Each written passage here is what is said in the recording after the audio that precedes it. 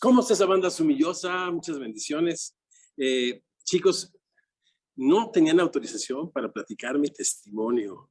Estas tres personas también viven dentro de mí.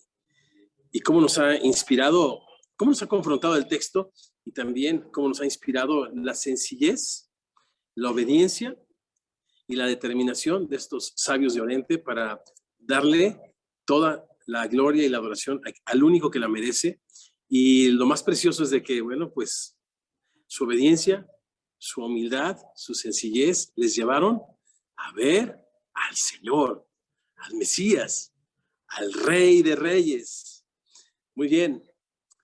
Abramos nuestras Biblias, pues, en el capítulo 2 del Evangelio de Mateo. Continuamos en nuestro estudio, reflexión, comentarios, conversación, porque en nuestras células aprendemos todos de todos, ya que Semilla, me corregía el pastor Fermín, no solamente somos una iglesia multigeneracional, sino ahora somos una iglesia internacional. Apasionados por seguir a Jesucristo, que nos equipamos en la palabra de Dios y nos sumamos a la restauración del mundo. Capítulo 2, comenzando en el verso 13. Después que partieron ellos, he aquí un ángel del Señor apareció en sueños a José y dijo: levántate y toma al niño y a su madre y huye a Egipto y permanece allá hasta que yo te diga, porque acontecerá que Herodes buscará al niño para matarlo. Y él, despertando, tomó de noche al niño y a su madre y se fue a Egipto y estuvo allá hasta la muerte de Herodes, para que se cumpliese lo que dijo el Señor por medio del profeta cuando dijo: de Egipto llamé a mi hijo. Verso 16. Herodes entonces, cuando se vio burlado por los magos, se enojó mucho y mandó matar a todos los niños menores de 2 años que había en Belén y en todos sus alrededores, conforme al tiempo que había inquirido de los magos. Entonces se cumplió lo que fue dicho por el profeta Jeremías cuando dijo: voz fue oída en Ramá, grande lamentación, lloro y gemido. Raquel, que llora a sus hijos, no quiso ser consolada porque perecieron. Verso 19. Porque después de muerto Herodes, he aquí un ángel del Señor apareció en sueños a José en Egipto diciendo: levántate, toma al niño y a su madre y vete a la tierra de Israel, porque han muerto los que procuraban la muerte del niño. Entonces él se levantó y tomó al niño y a su madre y vino a tierra de Israel. Pero escuchando que Arquelao reinaba en Judea, en lugar de Herodes, su padre, tuvo temor de ir allá. Pero avisado por revelación en sueños, se fue a la región de Galilea y vino y habitó en la ciudad que se llama Nazaret, para que se cumpliese lo dicho por los profetas, que había de ser llamado Nazareno. Tengamos una breve palabra de oración, familia. Hermoso Dios, gracias por tu preciosa, eterna, poderosa palabra, capaz, Señor, de vivificar nuestra alma. Abre nuestros ojos, Señor, para que podamos ver en ella las maravillas de tu ley y contemplando en tu palabra tu gloria como un espejo, sigas transformándonos, Señor, como a tu imagen por tu espíritu, para alcanzar, Señor, aquello por lo cual tú nos alcanzaste en Cristo, Señor, que pudiéramos ser este reino de sacerdotes que extiendan tu reino y que seamos testigos de tu justicia y de tu amor. Oramos estas cosas y más, los semillosos que decimos en cada una de nuestras trincheras celestiales y con nuestras células. Así sea. Amén y amén. Los capítulos 1 y 2 del libro de Mateo podríamos considerar que son el prólogo donde Mateo empieza a bosquejar los temas generales que con lujo de detalle a través de todo su evangelio nos platicará. Pero repito, capítulo 2, 1 y capítulo 2 consideremos como el prólogo, y todos los temas que aparecen ahí son temas mayores que después él va a desarrollar, y uno de ellos es el que tenemos el día de hoy. En la primera sección de este prólogo, Mateo se ha dedicado a contestar la pregunta. ¿Recuerdan cuál era la pregunta? ¿Cómo alguien que ha nacido de una virgen puede a la vez ser descendiente de David y entonces heredero legítimo del trono que Dios le prometió a David su padre? En esta segunda parte, el problema a resolver es cómo puede ser Jesús considerado el Mesías si le llaman Nazareno. Y Nazaret y Jesús está asociado con Galilea. En capítulo 1 del libro de Juan, en los versos 45 y 46, leemos que Felipe halló a Natanael, discípulos de Jesús, y le dijo: hemos hallado a aquel de quien escribió Moisés en la ley, así como los profetas, a Jesús, el hijo de José de Nazaret.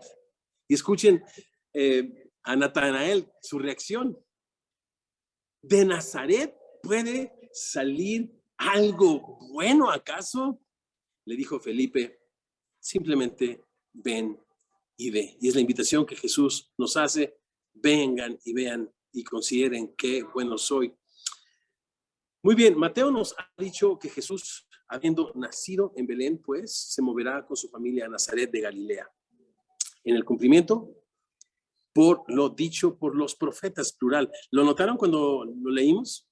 Siempre es para que se cumpliese lo dicho por el profeta, pero ahora, al final, ya lo explicaremos, los profetas. Muy bien.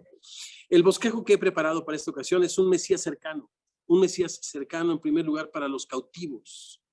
Referencia a Egipto, versos 13 al 15.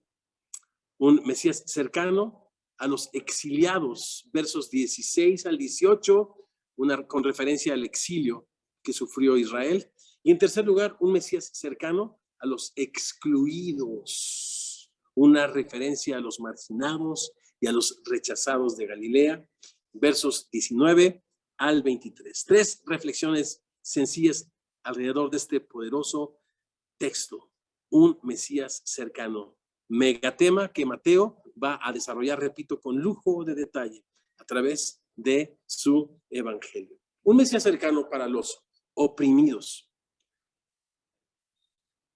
Dice el verso 13 que tomó al niño y a su madre. Y este detalle en la narración es muy importante, porque esta manera de describir a Jesús no es normal, ya que los niños eran considerados una pertenencia. Por lo tanto, nunca el niño iba a ser mencionado antes que su madre, pero en esta forma narrativa podemos ver, considerar la centralidad de Jesús en el mensaje de Mateo, la centralidad de Jesús en el mensaje de la narrativa bíblica, la centralidad de Jesucristo en la historia, el parteaguas, el antes y después, el que necesita ser el personaje central de tu vida. Egipto, por su cercanía, fíjense, a Belén, a tan solo 75 millas aproximadamente, consistía en un lugar de refugio natural para José y su familia,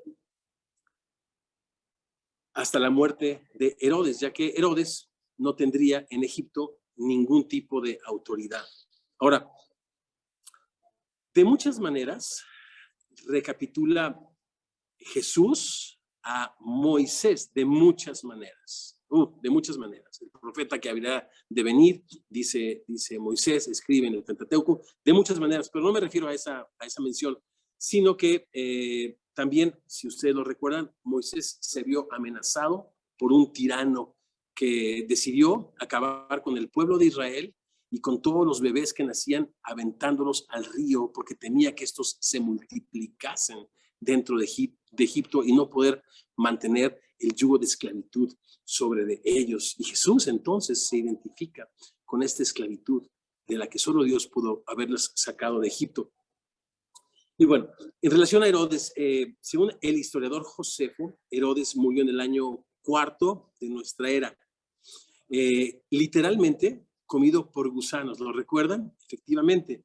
Agripa también, según el capítulo 12 del libro de los Hechos, fue sepultado, fue comido por gusanos Y en este caso Herodes el Grande, este tiranazazazazazo, fue sepultado en una de sus muchas fortalezas porque era un paranoico de lo peor, cerca de Belén, llamada Herodium.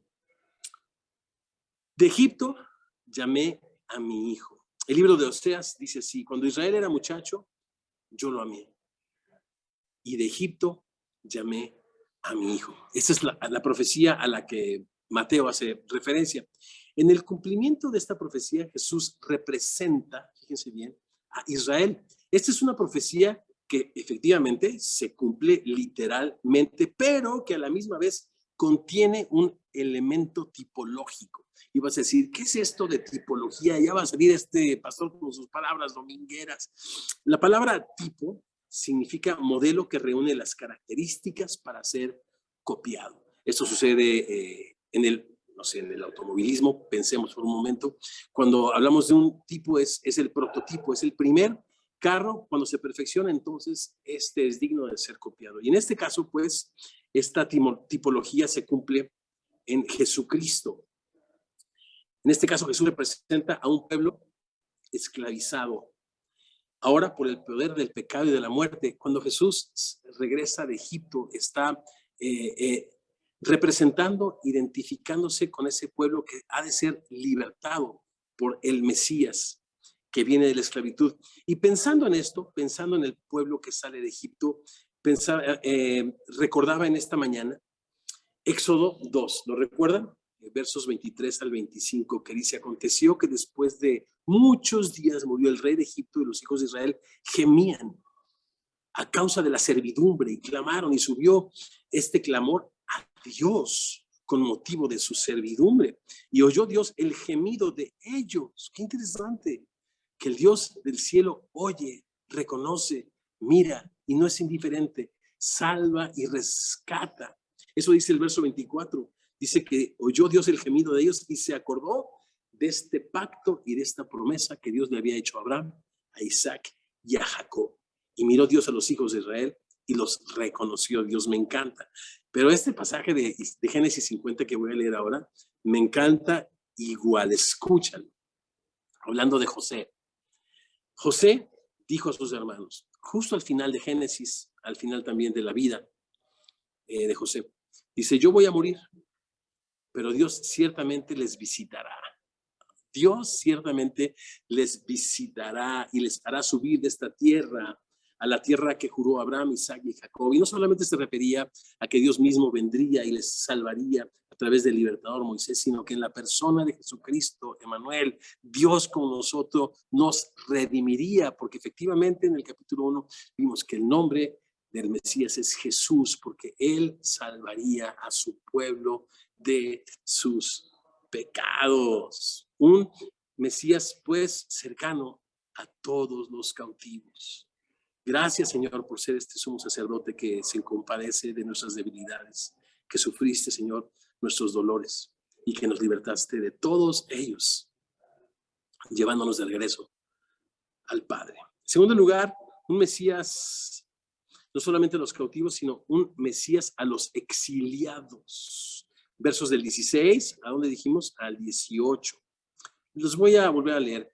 Herodes entonces, cuando se vio burlado por los magos, se enojó mucho y mandó matar a todos los niños menores de 2 años que había en Belén y en todos sus alrededores, conforme al tiempo que había inquirido de los magos. Entonces se cumplió lo dicho por el profeta Jeremías, cuando dijo, solo Mateo hace referencia, por cierto, al profeta Jeremías, y esta es una de las 2 referencias que hay en el Nuevo Testamento a Jeremías. Voz que fue oída en Ramá, grande lamentación, lloro y gemido, Raquel que llora a sus hijos y no quiso ser consolada.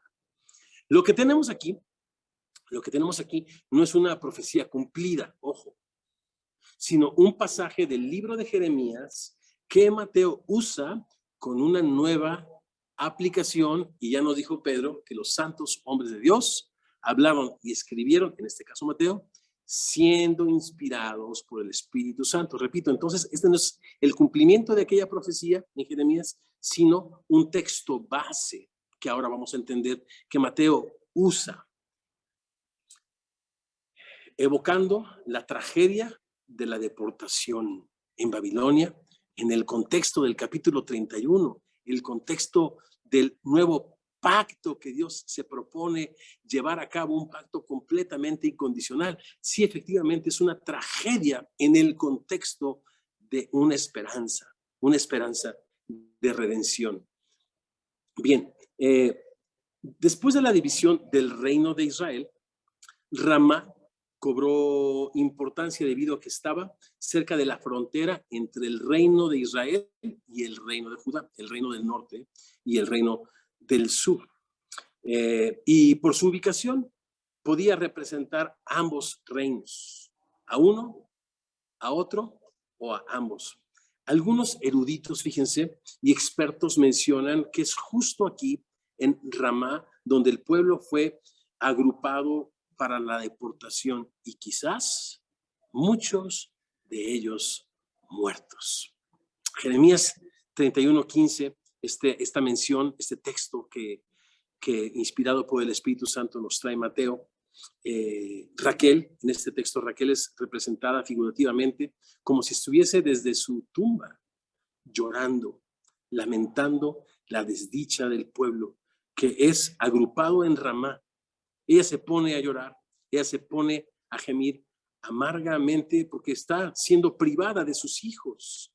Primero el reino del norte de Israel, representados por sus hijos, ¿recuerdan? José, Efraín y Manasés, o sea, José y sus dos hijos. Y el reino del sur, representados por su hijo amado, Benjamín.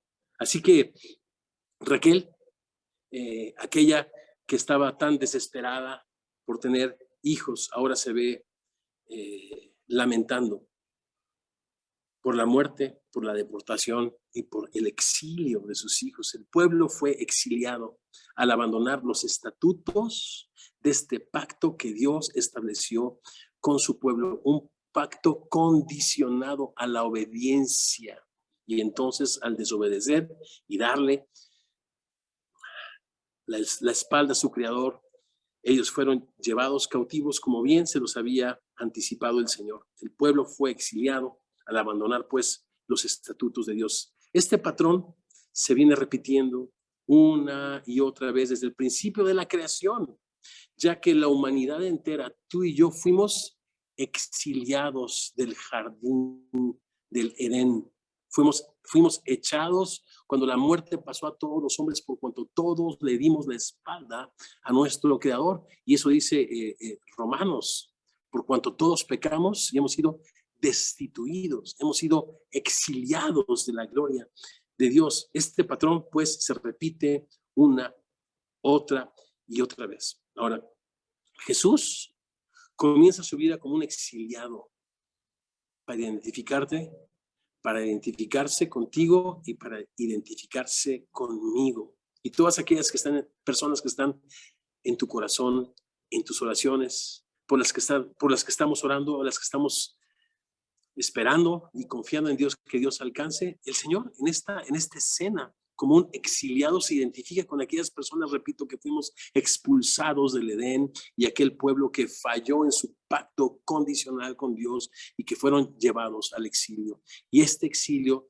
cuando estudiamos el libro de Daniel, no terminó después de 69 semanas. Falta la última semana, cuando el Mesías viene y hace nuevas todas las cosas. Jesús comienza pues su vida como un exiliado para identificarse con los exiliados y mostrarnos el camino de regreso a casa. ¿Cuál es el camino de regreso a casa? Jesús le dijo a Tomás, perdóname, yo soy el camino, yo soy la verdad, yo soy la vida. Nadie viene al Padre, nadie va de regreso a casa si no es a través de Jesucristo, el Mesías. En tercer y último lugar, un Mesías cercano a los cautivos, un Mesías cercano a los exiliados. En tercer lugar, un Mesías cercano a los que no pertenecen, a los excluidos, a los marginados, como dice el apóstol Pablo, a los que no son. Y en muchos sentidos, Pablo nos enseña que Jesús justamente escoge lo que no es para avergonzar lo que es, a fin de que nadie se jacte en su presencia y a fin de que toda la gloria, toda la honra y toda la alabanza le pertenezca siempre a nuestro Dios, porque por gracia somos salvos, por un regalo de Dios a través de la fe, no es algo de nosotros, es un regalo de Dios. Jesús es un Mesías pues cercano a los excluidos, a los que no son, a los que no pertenecen, a los que no tienen pedigrí religioso, a los que no tienen obras, a los que no tienen, a los que se reconocen delante de Dios como pobres en espíritu, como completamente miserables, desnudos, ciegos delante de Dios, pero que somos el objeto de su amor, porque Cristo Jesús vino al mundo a salvar a los pecadores, enseña el apóstol Pablo, de los cuales dice él, y decimos cada uno de los discípulos, yo soy el primero. Mesías cercano a los excluidos. Y acá ya no se representa a Egipto ni al pueblo en el exilio, sino a Galilea, a los que no son, a los que no pertenecen. Ya lo leímos, vamos a volver a leer versos del 19 al 23. Pero después de muerto Herodes, aquí un ángel del Señor apareció en sueños a José en Egipto diciendo, levántate, toma al niño y a su madre nuevamente, poniendo en el centro de la narrativa a Jesús, a donde pertenece, y vete a tierra de Israel porque han muerto los que procuraban la muerte del niño.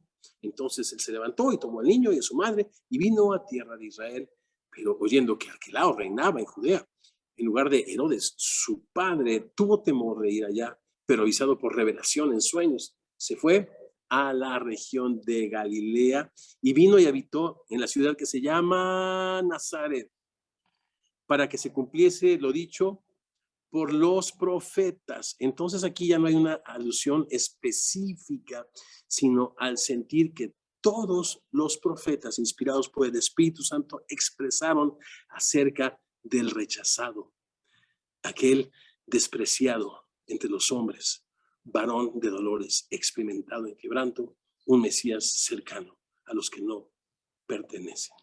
Eso me toca el corazón por muchas maneras. De muchas maneras. Yo no sé si en nuestra conexión hay personas que, lo dice uno de los salmos, el Salmo 27, aunque mi padre y mi madre me dejasen, con todo el Señor me recogerá. Jesús, repito, es un Mesías para los rechazados, para los abandonados. ¿Recuerdas a Agar? La primera mención del ángel de Jehová en la palabra de Dios, esta maravillosa teofanía, es a una mujer no judía, Agar, a quien escuchó sollozando junto al pozo y fue y le mostró su gracia y su misericordia. Dios es muy bueno. Dios es un Dios cercano, Mesías cercano a los rechazados. Me mueve el corazón porque ustedes saben que tengo una mamá que vale, no por un papá y una mamá, vale por 10 y 10. Es lo máximo. No me faltó absolutamente nada, pero aún así yo viví esa herida del rechazo que no fue sanada, sino hasta que Jesús se convirtió en mi Padre, cuando yo le rendí mi vida y mi corazón creyendo en su sacrificio en mi lugar por mis pecados en aquella cruz, y le hice el Señor de mi vida. Arquelao era conocido como el etnarca. Etnarca significa gobernador de una etnia o de un pueblo, y este título era superior al que tenían sus medios hermanos Felipe y Antipas, de tetrarca. Tetrarca es el gobernador de una tercera parte. Entonces todo el imperio que era de su padre se dividió y él fue el más prominente de todos ellos, siendo etnarca o gobernador del pueblo. Pero era tan malo este gobernador, tan malo, que duró solamente 2 años hasta que Augusto César lo mandó de plano a retirarse en el año 6. Y es interesante que después del año 6 de nuestra era empieza la dinastía de los gobernadores, de la cual después aparece Poncio Pilato más adelante.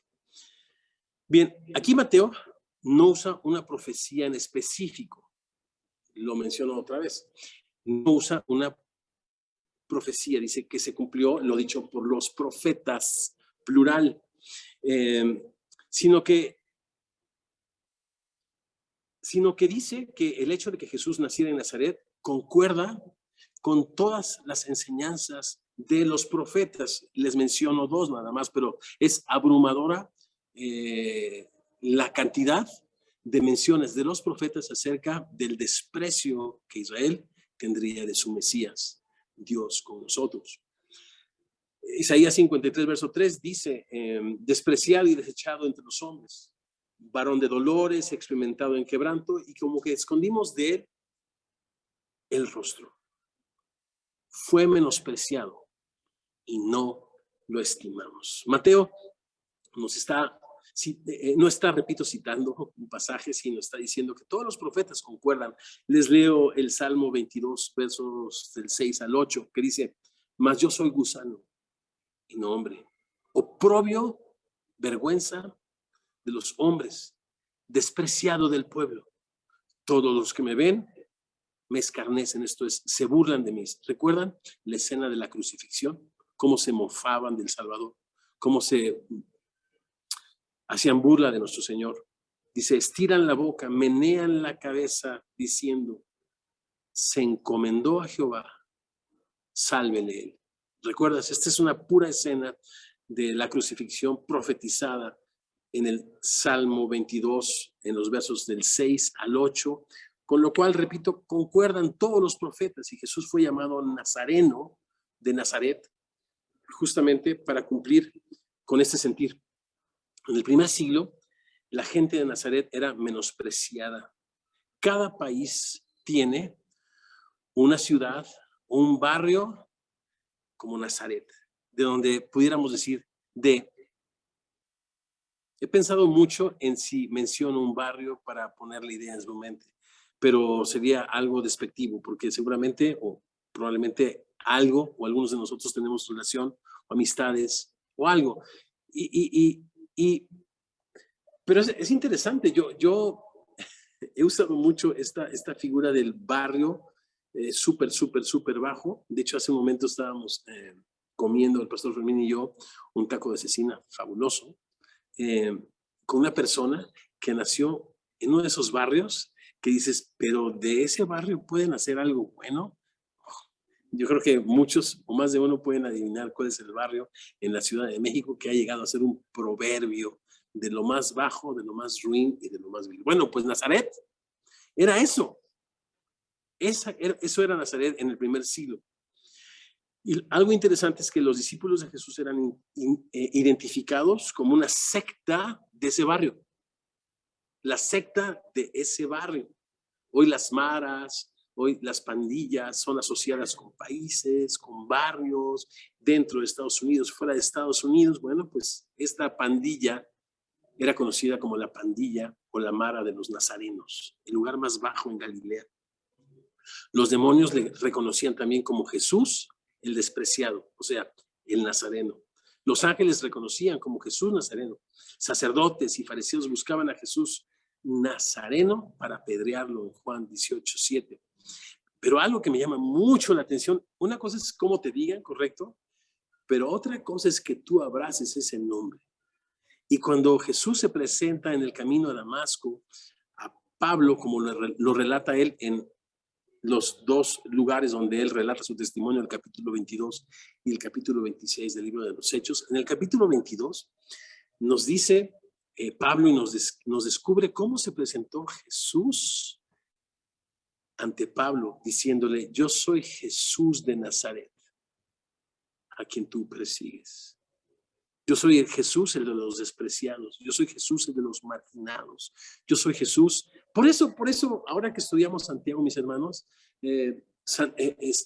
Santiago, el hermano del Señor, haciendo eco de las enseñanzas, de la vida y del ministerio del Mesías para los despreciados, dice, hey, que nuestra fe en el Señor Jesucristo sea sin acepción de personas. Si alguno ve entrar a su congregación, a su célula, a un hombre rico, con reloj de oro, le da un asiento, le da un taco de cecina calientito, y uno así que trae cara de hambre y ya medio andrajosón, no le ofrecen ni un vaso de agua, no hacen acepción de personas. Esto es un grave pecado. ¿Por qué?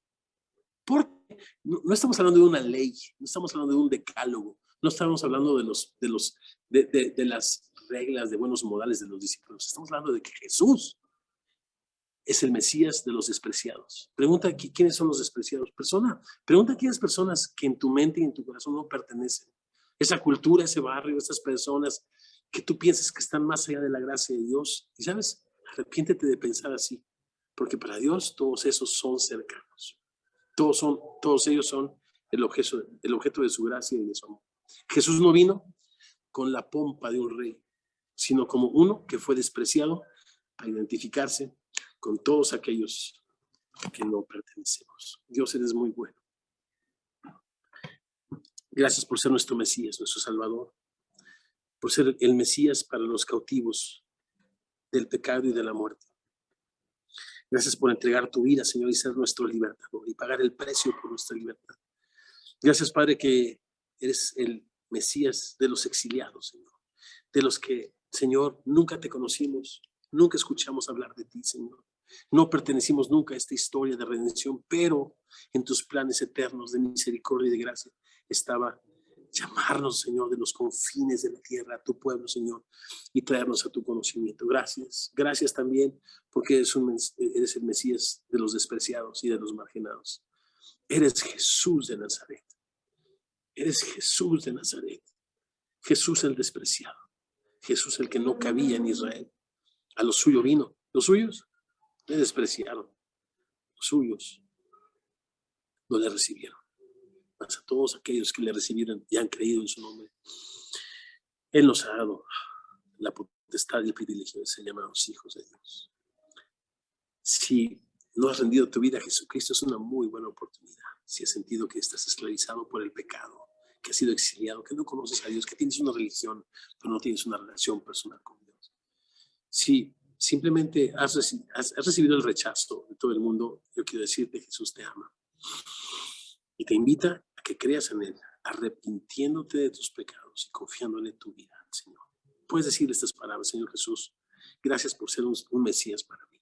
Creo que tú fuiste, que naciste, que fuiste, Señor, de Egipto, Señor, a Galilea, como un exiliado, caminando, Señor, ese camino, ese peregrinaje en el que yo he vivido todos estos años, hasta este día que yo encuentro y entiendo que tú me amas, que moriste en una cruz y me mandas que me arrepienta. Señor, regálame el arrepentimiento de mis pecados. De lo más profundo de mi corazón te lo pido, Señor. Me arrepiento de ellos, le doy la espalda. Creo que tú eres el Hijo de Dios, el Salvador del mundo. Te entrego mi vida y te doy gracias por ser un Salvador tan bello y tan precioso. En tu nombre precioso oramos. Los envidiosos decimos, así sea. Amén.